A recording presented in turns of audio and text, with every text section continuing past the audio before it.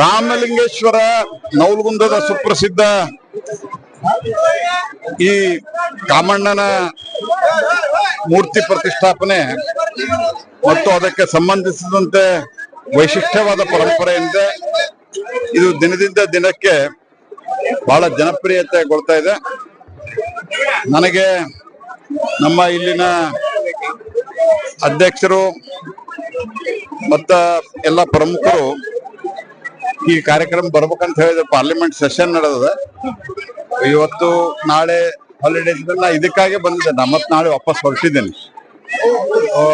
ಇಲ್ಲಿನ ರಾಮಲಿಂಗೇಶ್ವರ ಕಾಮಣ್ಣನ ದರ್ಶನ ತಗೊಂಡು ಬಹಳ ಸಂತೋಷ ಆಗಿದೆ.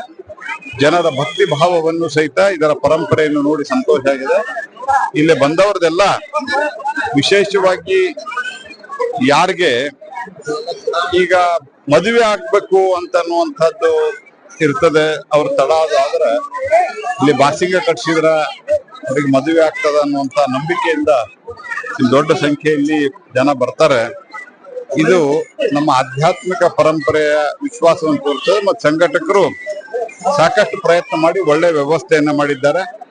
ಪೊಲೀಸ್ ಇಲಾಖೆಯವರು ಕೂಡ ಸಾಕಷ್ಟು ಪ್ರಯತ್ನವನ್ನು ಮಾಡಿ ಕಂಟ್ರೋಲ್ ಮಾಡ್ತಾ ಇದ್ದಾರೆ. ನಾಳೆ ಒಂದ್ ದಿವಸ ಇದಿದೆ,